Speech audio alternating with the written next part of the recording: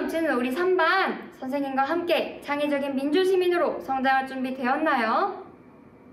네, 좋아요. 선생님을 모두 반짝반짝 예쁜 눈으로 쳐다보고 있는 걸 보니 잘 준비가 된 것 같네요. 상당히 신중하시고 아주 지도력이 훌륭하시고 애들을 예뻐하셨으니까. 딸아이는 저에게 보석 같은 존재였습니다. 늘 잘 웃고 되게 따뜻하고 밝은 아이였어요. 우리 딸은 다정다감한 성격이라 선생님으로서도 잘 해낼 거라는 믿음이 있었습니다.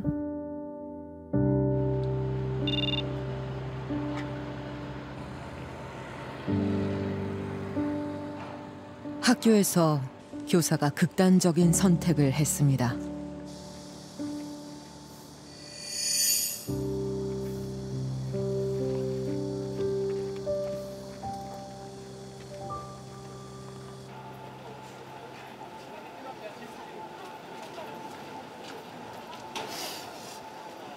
고인이 떠난 지 49일째.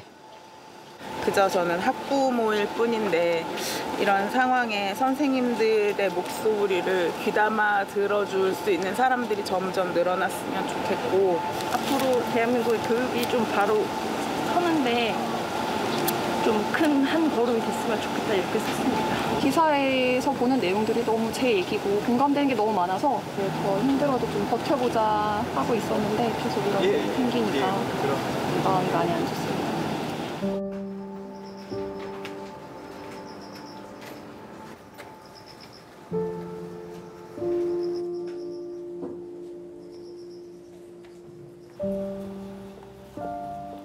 사랑하는 딸을 보내는 자리에 부모님이 처음으로 모습을 드러냈습니다.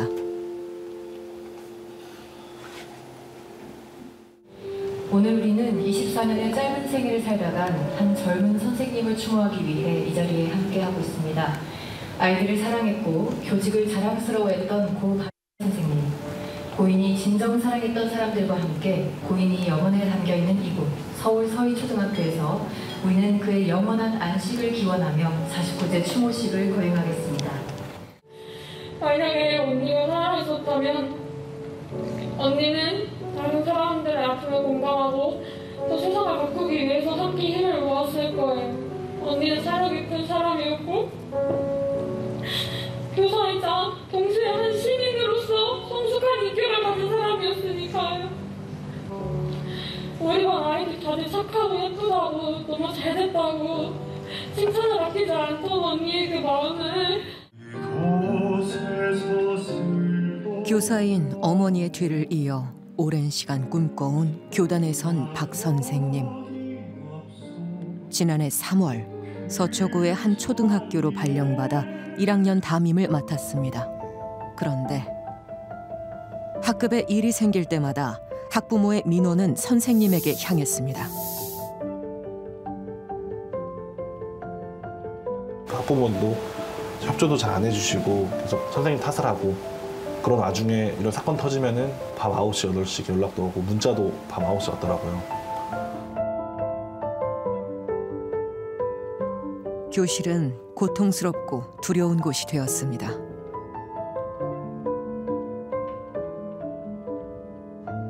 선생님도 이제 겨우 24이었습니다. 저한테는 예쁜 딸이고 자랑스러운 딸이고, 그러니까 힘들게 살다가 갔는데 그곳에서 잘 지내다가 나중에 만나면은 힘껏 안아주겠습니다. 같은 시각 여의도. 고인의 마지막 길을 수많은 시민이 눈물로 배웅합니다.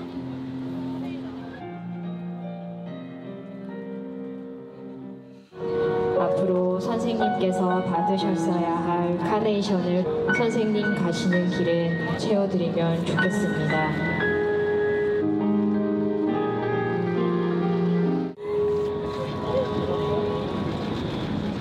함께 꿈꾸지 못하도록 서로 사랑하지 못하도록 만든 교실에서 선생님은 얼마나 힘들고 아팠을까요?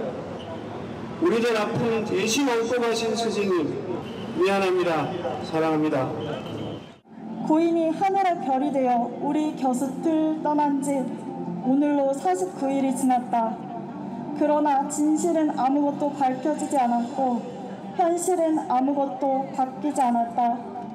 하나의 점으로 시작된 우리는 검은 물결이 되어 세상을 덮을 것이다. 우리 교육은 9월 4일 이전으로 돌아갈 수 없다. 교사의 생존권을 보장하라!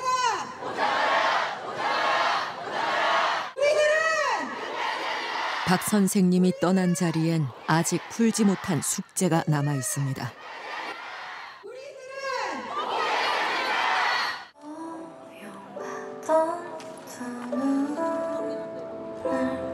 교사의 생존권을!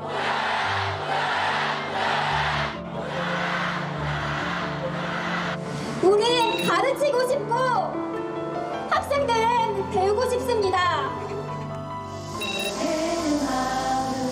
우리는 가르치고 싶다. 선생님들의 절규가 여름 내내 거리를 채웠습니다.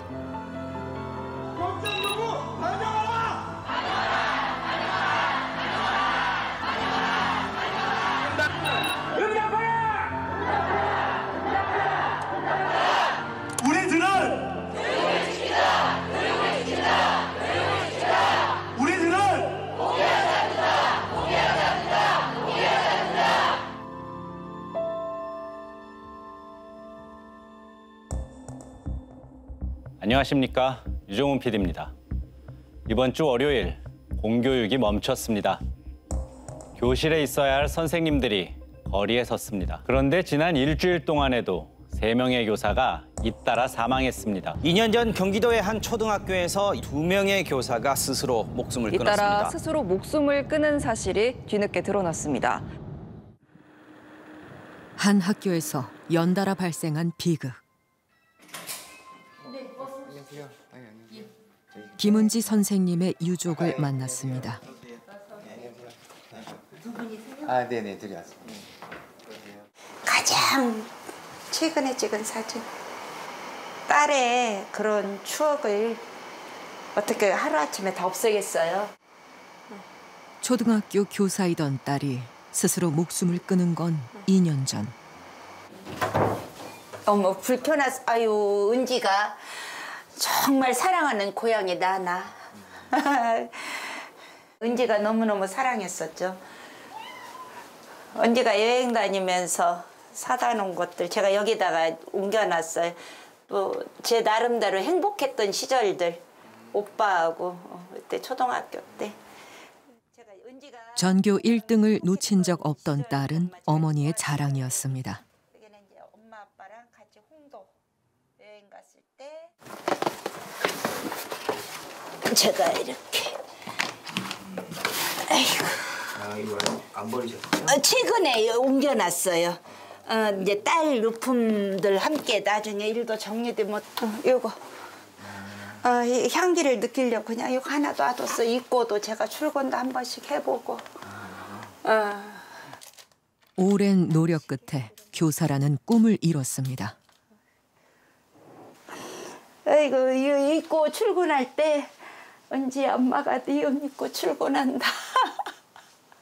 어떤 때는 신발이 큰데도 딸이 그리울 때는 일부러 신고 출근도 하고 그래요. 시계도 한 번씩 차보고 어쩌자고 저한테 이런 일들이 생겼는지 모르겠어. 지금도 금방 와가지고 엄마하고 안길 것 같아. 항상 너무 따뜻하고 친절한 딸이었는데 엄마가 나 생각할 때마다 욕 만지고 입어본단지야. 예쁘는 줄은지.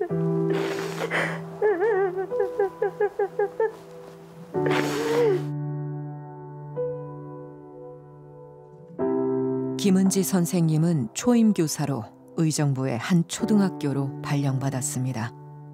그런데 부임 한 달 만에 학교폭력 사건이 발생했습니다. 3월 중순경에 애들이 이제 서로 뺨을 때리고 남학생들이 수업 시간에 치고받고 싸우는 거를 보고 본인이 이제 그 뜯어 말리려고 하는데 본인이 통제를 안 따랐고 그 일로 인해서 학부모하고 이제 민원 상담하고 민원 처리하는 과정에서 그 본인이 이제 무너져가지고 우울증이 이제 발병이 된 겁니다. 저희 퇴근해서 이렇게 있는데 자기 침대 방에서 앉아가지고 그러면 안 돼, 그러면 안 돼 같은 말을 계속 반복하더라고요. 저희는 몰랐었죠, 전혀. 당시 우울증을 진단받고 사직서를 제출했지만 반려됐습니다. 학부모 대응과 생활지도, 특히 전화를 받는 게 두렵다고 했습니다. 이후 4년, 담임을 맡지 않으면 호전됐지만 담임을 맡으면 다시 악화됐습니다. 딸이 마지막으로 한 이야기가 있었어요. 이렇게 떠나기 전에 제가 학교를 태워다 주니까 엄마 자기를 왜 이렇게 많이 사랑해 주냐고 그런 표현을 해요. 엄마한테 그렇게 미안하면 받은 사랑을 너가 너희 그 제자들한테 많이 나눠주면서 살면 되는 거다. 제가 그랬거든요. 그래서 떠나기 얼마 전에 그랬던 것 같아요. 전혀 그 전날도 아무런 것도 없었고 그냥 여기 누워갖고 엄마 인생을 어떻게 살아야 할지 모르겠다고 그 한마디. 뭐가 문제냐고 그랬더니 학교 문제다고. 김은지 선생님의 죽음 이후 6개월 만에 바로 옆반 담임 선생님이 또 극단적인 선택을 했습니다. 김은지 선생님과 마찬가지로 이 학교에 처음으로 발령받은 초임 교사였습니다.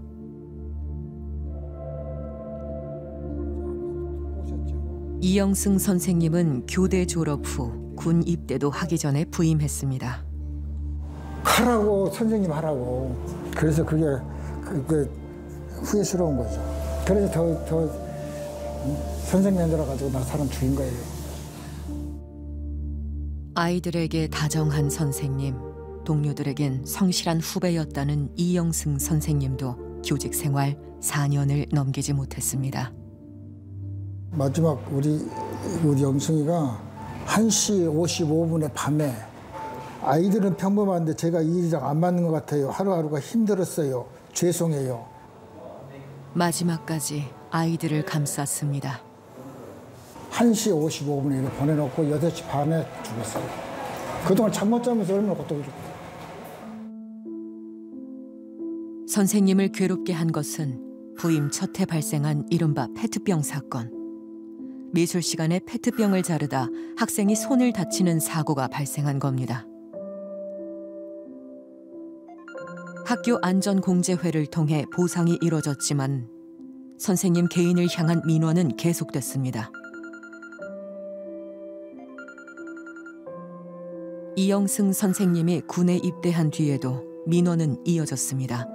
학교 측은 교사에게 책임을 떠넘긴 것으로 알려졌습니다. 그렇게 4년을 시달렸습니다. 그것이 이제 학교에서 자기들이 끊지 못하고 군대가 있는 애까지 연결을 시켜줬다. 그래서 그게 저는 모든 게 다 학교를 통해서 나왔다는 얘기예요, 이게. 제대 후 학교로 복귀한 선생님은 또 다른 민원에 시달리게 됩니다. 사망 직전 또 다른 학부모로부터 개인 연락처로 400건에 달하는 민원 문자를 주고받아야 했습니다.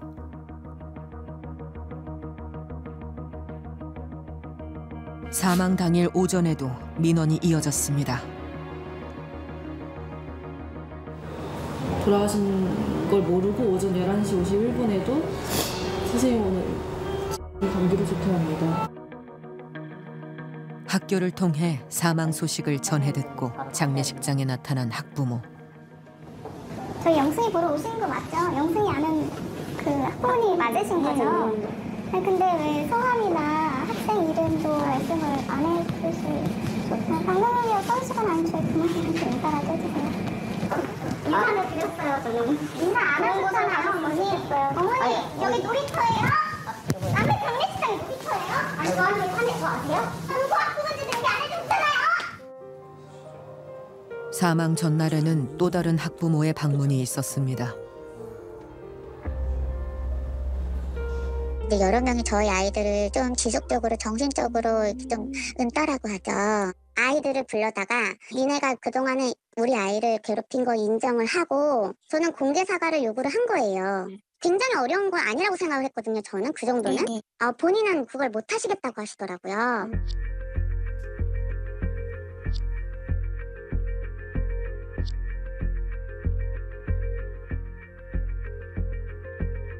선생님은 그럼 그 아이들의 선생님이가만 하고 우리 아이를 버리셨냐고 제가 이렇게는 얘기한 적은 있어요. 이 모든 민원을 오로지 선생님 혼자 감당해야 했습니다. 두 교사가 학교에서의 일들로 고통받고 있을 때 학교는 무엇을 했을까? 네, 방지할 수 있는 기회가 있지만 뭐 이 두 분의 문제가 아니고 학부모님 중에 힘들게 하시는 분에 대해서 저희가 강제로 뭐 할 수 있는 부분이 교권 보호라는 것밖에 없어서 그리고 그것도 당장 뭐 이렇게 즉각적인 반응을 받기보다는 기간이 또 길고 여러 가지 문제가 제도적으로 어려운 점이 있습니다. 그건 나중에 꼭 좀 바뀌었으면 저희도 좋겠다고 생각하고 있습니다. 두 선생님의 죽음은 추락사로 보고됐고 개인적 사정으로 인한 죽음으로 기록됐습니다. 2년이 지난 최근에서야 선생님들의 죽음에 대한 진실 규명 목소리가 나오고 있습니다. 그 교장 선생님이나 이 관리자들이 너무 잘못했다. 그 얘기를 하고 싶어요. 좀만 관심을 가지고 정말 본격적으로 했다고 하면은 그 사고도 없이 예방이 됐을 텐데 이분들이 너무 소홀하게 부른 거예요. 김은희 선생님 때 잘했으면 우리 영승이가 그런 일이 안 당했고 우리 영승이 잘 처리했으면 설주 안 생겼다. 난 그렇게 보는 거예요. 똑같거든. 장소만 다르지. 10년차 초등교사인 최수정 선생님. 사실 저는 지금 학교에 있어야 되는데 학교에 학생들하고 즐겁고 재미있게 서로 사랑으로 학교에 있어야 되는데 선생님은 지금 해결되지 않은 과거와 싸우고 있습니다. 안녕하세요. 저 이거 국민신문 민원 답변을 받았는데 이 답변서에 대해서 문의드리고 싶어서 찾아왔거든요. 공식 기관인 교육청 감사관실에서 이렇게 답변을 내릴 수 있는가 해서 제가 지금 오늘 용기 내어서 다시 교육청을 찾아왔거든요. 면담을 하고 싶어서.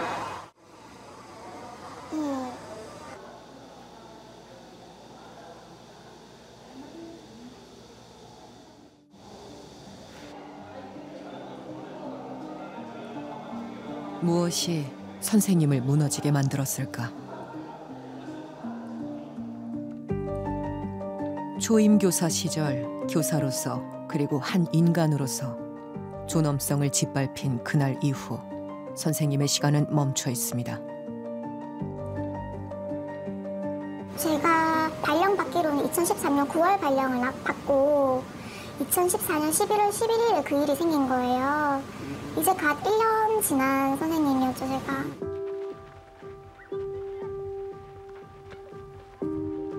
저희 2반이랑 5반이랑 4학년 체육 시간에 반대항 수업을 했는데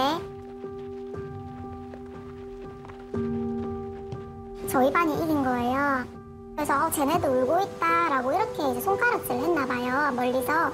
근데 그걸 한 학생이 보고 너 지금 방금 우리 손가락질 했네 해가지고 막 이렇게 발로 차고 뭐 밟고 때렸나 봐요. 제가 이래서 이랬다고 막 변명을 하더라고요. 그래서 아무리 그렇게 했어도 애를 때리는 건 안 되는 거다. 말로 해야지. 기분 나쁜 게 있으면 말로 해야지. 왜 애를 그냥 다짜고짜 때려. 애가 수업을 못 들을 만큼 많이 아팠다더라. 그건 잘못된 거다라고 지도를 했어요. 다음 날 훈계를 들은 학생의 학부모가 학교를 찾아왔습니다. 아이가 교사에게 맞았다는 오해에서 비롯된 민원이었습니다. 미친 이러면서 사이코 같은 네가 우리 반 담임도 아니면서 왜 우리 애를 혼내키냐면서 제가 이제 그때 너무 충격받아서 어머님 제가 공무원으로서 어머님 마음이 이렇게 놀라시고 화나시고 아프게 해드린 건 제가 잘못했지만 이것 봐라 맞아봐 하면서 저를 등을 때리시고 팔을 때리시고 최 선생님은 아이들과 동료 교사가 지켜보는 앞에서 폭언과 폭행을 당했지만 아무것도 할 수 없었다고 말합니다. 그리고 학생들 앞에서도 너무 무너지는 모습을 보이면 안 되니까 어머니 이건 폭력이십니다. 놓으세요. 학생들 보고 있습니다. 다 보고 있습니다. 하는데도 너무 흥분하셔갖고 막 저를 팔로 끌고 너는 내려가야 된다면서 해갖고 3층에서 1층까지 끌려 내려갔어요. 1층 교무실까지.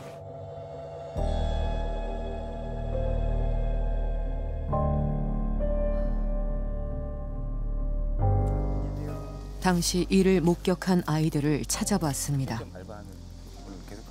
밖에서 시끄러운 소리가 나길래 봤는데 선생님이랑 어떤 분이랑 뭐 싸우시더라고요. 그래가지고 그거 보고 저는 그냥 그때 당시에 좀 무서워가지고 그냥 되게 심한 말을 많이 하셨고 뭐 옷을 벗긴다고 했었나 그때. 예. 그때 옷을 예. 좀 찢으셨거든요. 예.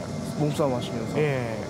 이 선생님 옷을 뭐 미친 옷을 벗긴다 이렇게 했나 약간 그런 식으로 말씀하셨거든요. 학부모가. 그날 오후 학교를 방문했던 한 학부모도 그날을 기억하고 있었습니다. 근데 저는 제 눈으로 맞은 그 상태를 봤잖아요. 직접 보셨는데 어떤 상태였어요? 여기가 빨개가지고 그 사람이 주먹 이렇게 끌려가면 실키는 거 있잖아요. 확실히 그러면 폭행이 있었던 거예요? 예, 저는 그렇게 알고 있어요. 때리는 장면은 못 봤지만 맞으신 그 자리는 봤어요. 제가 옷을 이렇게 제쳐서 봤어요. 그런데 그날 학부모의 물리적인 폭력보다 최 선생님을 더 아프게 한 것이 있었습니다. 여기 그때 맞아가지고 부었었거든요, 빨갛게. 그래서 보여드리면서 교감 선생님, 저 학부모님이 저 수업하는데 불러서 때렸다고. 학부모님이 화가 났으니까 빨리 화 안 내? 빨리 사과해라면서 막 이러면서 막 다그치시는 거예요. 그래서 제가 맞았는데 왜 사과해야 되냐고 막 울었어요. 그러니까 빨리 눈물 그치고 사과드리라면서. 학부모에 의해 1층까지 끌려 내려간 후 당시 교감은 오히려 사과를 요구했다고 최 선생님은 주장합니다. 또 어른이 또 사과하라고 하시니까 죄송합니다라고 사과를 했는데 목소리 작다고 어머님 들리십니까? 이러면서 목소리 작다고 빨리 큰 소리로 사과 안 할까? 이러면서 막 사과하세요 빨리 이러면서. 이후에도 학부모의 요구대로 아이들 앞에서 공개적으로 사과하라는 종용이 이어졌다고 합니다. 결국 해당 학부모와 교사가 서로를 쌍방 고소하는 상황이 발생했습니다. 법원은 최 선생님에게는 혐의 없음, 해당 학부모에겐 징역 4개월에 집행유예 1년을 선고했습니다. 당시 관리자였던 교감 선생님은 현재 다른 학교의 교장으로 재직 중입니다. 학부모와 선생님 간에 혹시 폭행 사건이 있었나요? 또 학부모가 교무실에 가자고 이렇게 손목을 잡았다라고 이렇게 얘기를 하는데 아무도 본 사람이 없으니까 누구 말이 사실인지 알 수가 없었어요. 그 당시 선생님 관리자로서의 선생님은 학부모님 앞에서 사과를 시켰다고 하는데 그거는 선생님이 부풀려가지고 거짓으로 외부에 보고한 내용이거든요. 사과를 시킨 적은 있지만 다른 사건에 대한 것이었다는 주장입니다.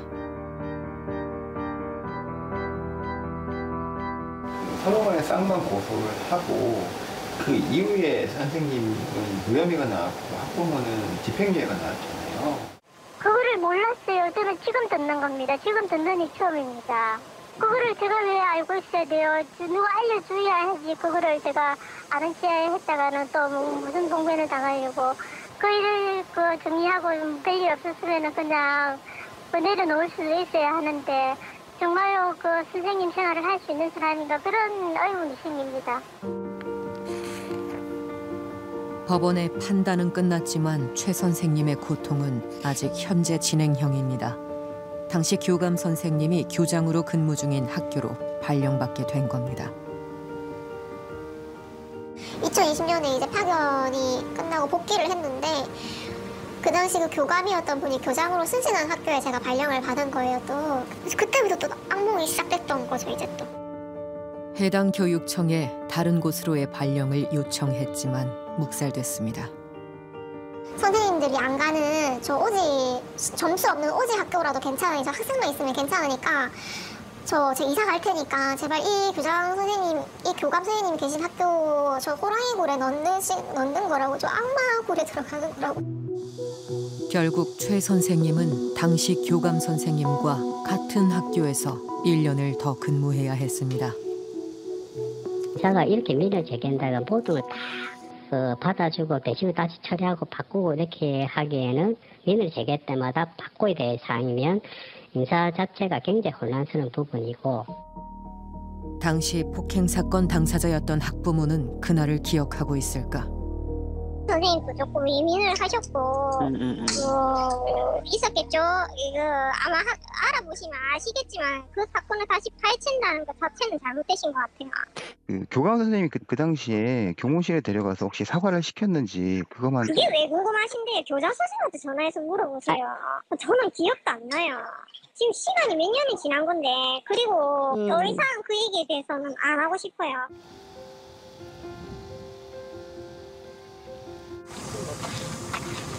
그때 여기서 많이 울었어요. 계단에서요. 네, 학교 너무 답답하고 힘들어서. 최 선생님은 현재 마음의 병을 얻어 휴직 중입니다. 휴직 기간이 끝나도 당시 교감 선생님과 마주칠까 봐 불안하기만 합니다. 저도 다른 직업을 생각 안 한 게 아니에요. 자꾸 제가 발목을 붙잡는 거는 이제 막 학생들 있잖아요. 저는 학생들하고 있을 때 너무 행복했거든요. 다시 아이들 곁으로 돌아갈 수 있을까? 선생님은 지금도 홀로 싸우고 있습니다.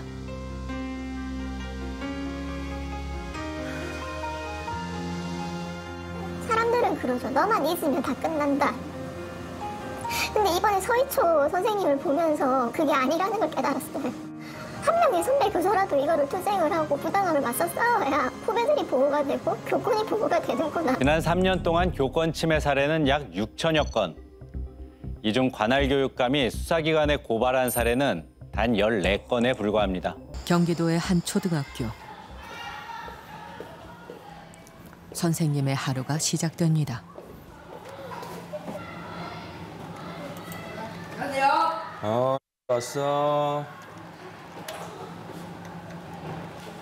꿈이 뭐예요? 꿈이 일단. 꿈이 뭔지부터 생각해보자고.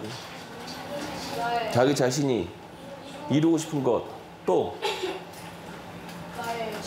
나의 직업.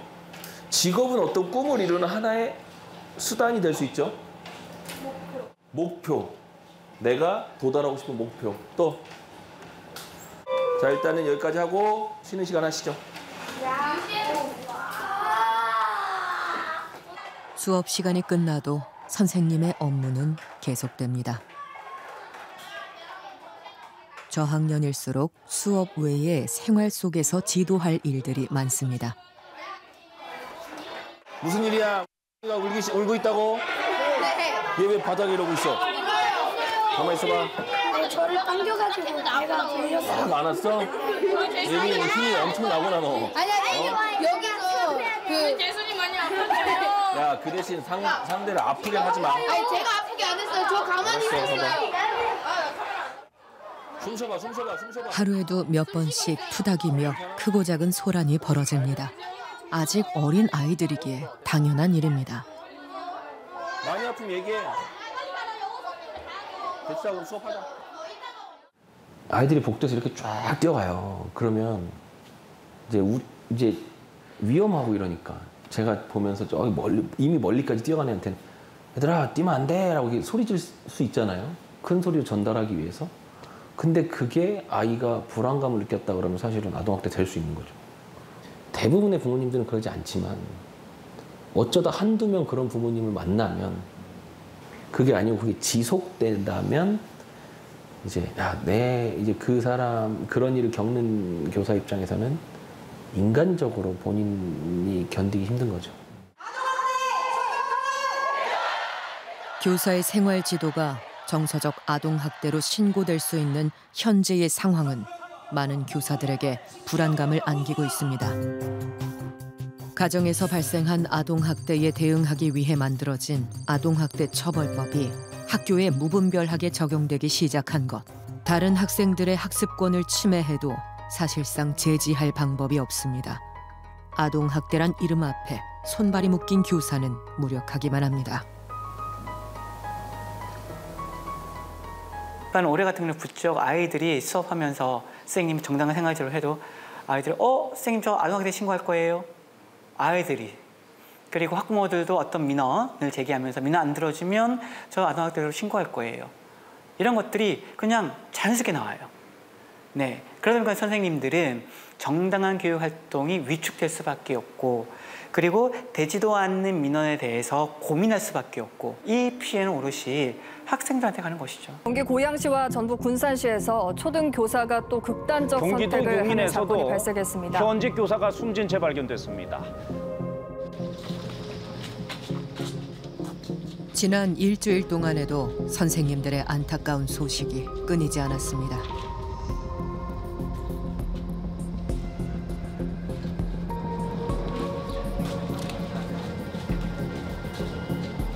교사들은 끊임없이 자기 책임이 아님에도 불구하고 자책하게 되고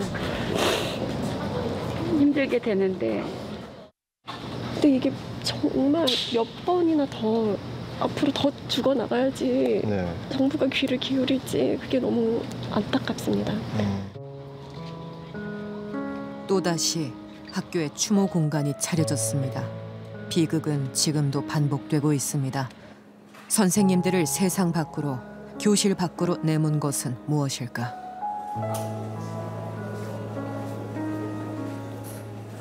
민원이 이미 다 알잖아. 부모들이 이런 거 많이 한다. 학교 분위기 소송을 살아. 선생님 얘기 말은 들어보게 되면 안 듣잖아요. 그럼 선생님 내지를 놓고 군박을 주고 못 오려. 인권 침해라니까. 저희 이제 전혀 몰랐죠. 잘 다니셨으니까. 근데 이제 담임이 되시면서 학생 생활지도와 상담과 어머니 이제 상담을 이제 심적인 부담은 많이 있으셨을 것 같아요. 우리는 교직을 떠난 선생님들을 만날 수 있었습니다. 3년 전 교편을 놓은 김한수 선생님. 그때 당시만 해도 사실은 이직을 이제 고민을 했을 때 주변 동료, 선생님, 친구들, 가족 다 얘기했을 때 말리는 사람들이 대부분이었어요. 그냥 오히려 지금은 네가 맞았다, 네가 옳았다 이렇게 얘기하는 경우들이 있습니다. 전통시장 가서 떡볶이 다 사와가지고 애들이랑 같이 나눠 먹고 막 치킨 먹고 피자 먹고 이런 걸 되게 많이 했었어요. 애들이랑. 아이들과 함께한 12년은 행복한 기억이었지만 아동학대로 신고당하며 모든 것이 무너졌습니다. 아이가 이제 학급에서 정한 규칙을 따르지를 않았어요. 그래서 왜 안 했니? 그랬더니 나는 우리 엄마가 공부시키는 거를 해야 돼서 못하겠다. 그 부분 때문에 점심시간에 이 친구와 이제 교사 연구실이 있거든요. 거기 앉아서 이렇게 얘기를 하고 저희 반 애들은 그 다른 선생님한테 부탁을 드려서 식사를 보냈어요. 그리고 나서 저녁에 얘가 막 아파가지고 병원에 갔다, 선생님 때문에 스트레스를 받았다, 어떻게 책임질 거냐 이러면서 제가 어머님 그랬는데 이제 싸가지야 이렇게. 네. 여보세요? 예. 선생님, finan스가 어디 아파요? 어떻게 책임질 거예요? 일을 찾아자고요. 네? 어떻게 책임질 거냐고요? 네, 그렇게 얘기했어요. 근데 얘 앞에서 지금 웃어서 쓰는 거예요. 어머님. 저는 그 아이가 대단히 아픈 줄 알았어요. 나중에 다른 아이들 통해서 들었더니 학원도 다 갔고. 다행히 다른 학생들의 진술 등으로 무혐의를 인정받았지만 상처는 지워지지 않았습니다. 정리가 되고 이제 교장실에 불려갔었어요. 근데 그때 당시 교장 선생님께서 그래도 조심해라. 그래서 뭘 조심해야 되지? 그냥 조심해라 이렇게 얘기를 했는데 아니 땡골뚝에 연기하지 않아 또 저한테 얘기를 이렇게 하셔서 아 이거는 교사 편을 들어주시는 건 아니구나. 네, 그냥 그런 생각이 들었죠. 교직을 떠나서도 아이들과 함께한 시간만큼은 잊지 못해 언젠가 다시 아이들 앞에 설 날을 꿈꾸고 있습니다.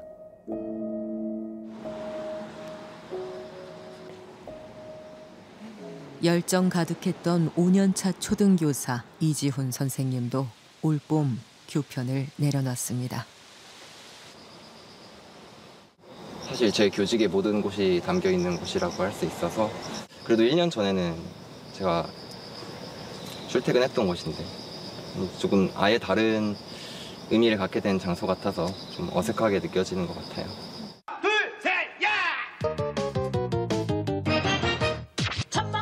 친근하고 누구에게나 공평한 그런 선생님이 되고 싶었습니다. 안녕. 들어가자. 이제 3년 전에 가르쳤던 학생들이 고맙다고 이제 스승의 날 때 준비해서 준 건데 우리들을 항상 사랑으로 잘 가르쳐 주셔서 정말 감사해요. 드리고 싶은 선물을 제주도 티켓을 줬네요. 감사할 뿐입니다. 교실은 이상과 달랐습니다. 아이들 사이 갈등이 발생하면 교사에게 화살이 돌아왔습니다. 네, 여보세요. 전화 주셨는데 제가 한 번만이라도 공감해 주시지 그러셨어요. 한 번만이라도. 그래서 상했겠구나. 근데 이미 신뢰가 없는 것 같아요. 제가 알기로는 점심시간에 친구랑 이제 놀다가 그런 걸로 알고 있는데 그 당시에 갑자기 학교로 바로 오셔가지고 저한테 사과를 받으시려고 하셔가지고 그분이 엄청 당황스럽고 내가 범죄자인가 그렇게 느낄 정도로 뭔가 선생님이 케어 잘 못해가지고 애가 이렇게 됐다 이렇게 하시고 전화기만 울려도 불안한 날들이 계속됐습니다. 보이지 않는 감옥이었다고 합니다. 그 학부모님이 아니더라도 그냥 전화 보면 불안하기 시작하는 거예요. 아 혹시 그 전화인가? 이러면서 보게 되고 내년에도 또 같은 학교니까 또 연락이 올 수가 있을 것 같고 또 신고를 당할 수 있을 것 같은 거예요. 10년 이상 준비해 서게 된 교단이지만 불안에서 해방된 지금 그 결정에 후회가 없다고 말합니다. 신고가 들어와도 이게 법적으로 뭐 보호가 되는 부분이 있다면은 저는 계속 아이들이랑 학교에서 생활을 할 수 있었을 것 같아요. 근데 이제 그 부분이 절대 개선되지 않는다고 봤고 그래서 저는 저를 지키기 위해서 이제 거기를 나올 수밖에 없던 것 같아요.